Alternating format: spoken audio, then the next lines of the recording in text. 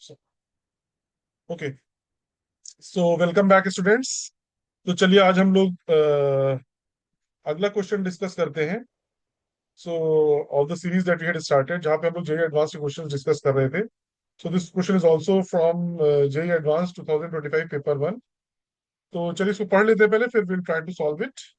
To identical plates P and Q rotating as perfect black bodies are kept in vacuum at constant absolute temperatures Tp and Tq respectively, with Tq less than Tp. Okay, as shown in the figure 1, the needed power transferred per unit area from P to Q is W naught. Subsequently, two more plates identical to P and Q are introduced between P and Q as shown in figure 2.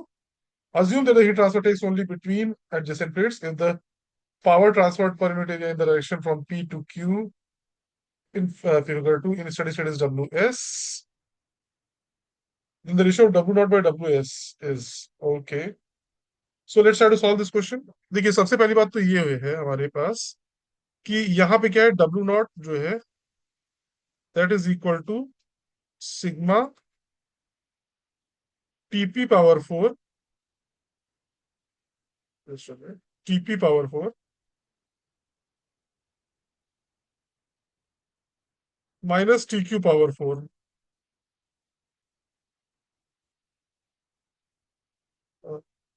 ये हमारा आ जाएगा। अब steady state, अब दूसरी चीज बोल रहे हैं कि स्टेडी स्टेट में, इसको ध्यान से देखिएगा कि स्टेडी स्टेट में पी और जो नेक्स्ट प्लेट है उसके बीच में जो हीट ट्रांसफर हो रही है वो डब्ल्यू एस है।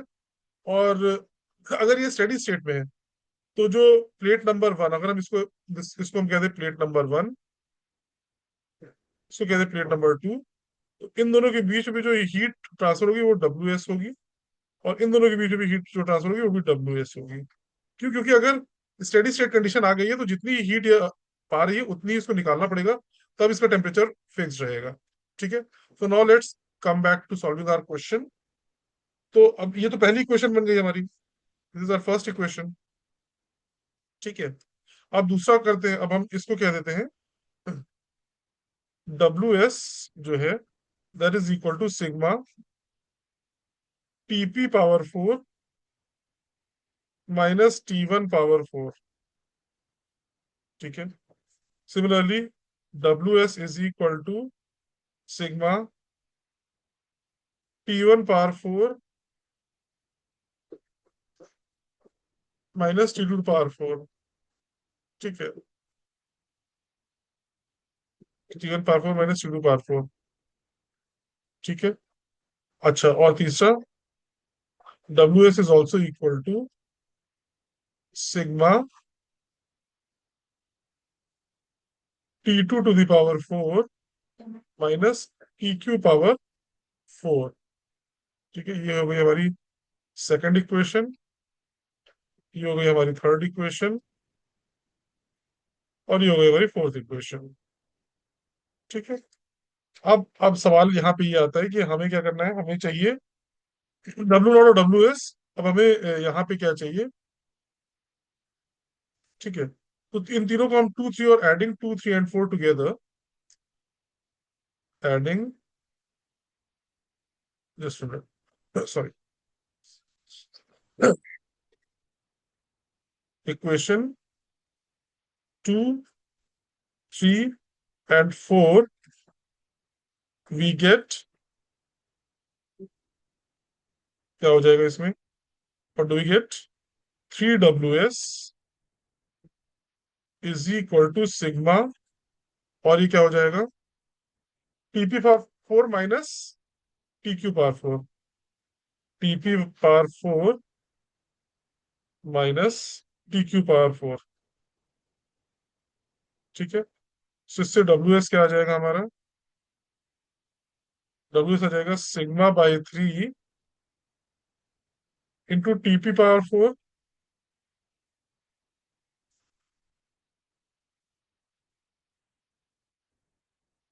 ठीक है, ये हो जाएगा। सो अब हमें क्या चाहिए, W not by W S. ये हमारा आ गया डब्ल्यू एस,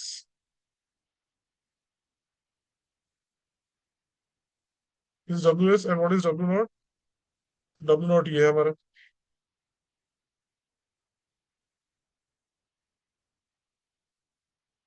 सो हमारा W0/WS क्या आ जाएगा, ये पूछा गया है सवाल में। W0/WS क्या आ जाएगा, that is sigma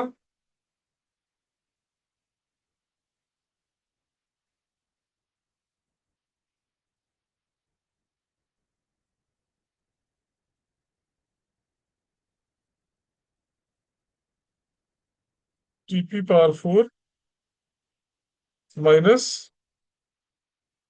PQ⁴ upon सिग्मा/3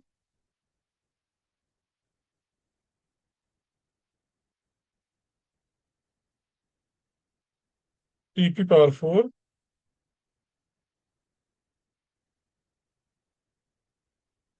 ये हो जाएगा, इससे क्या आ जाएगा हमारा सिग्मा, ये हो गया, ये से चला गया।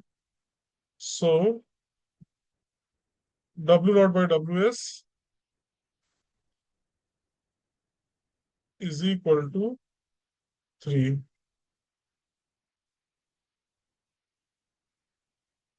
Okay, so W0/WS is coming out to be 3। So this is the answer. ये क्वेश्चन बहुत डिफिकल्ट नहीं था, बहुत ही इजी क्वेश्चन था। एंड आई होप कि आपको क्वेश्चन समझ में आया होगा। इसमें कुछ बहुत ज्यादा कुछ था नहीं इस सवाल में। ठीक है, ओके, सो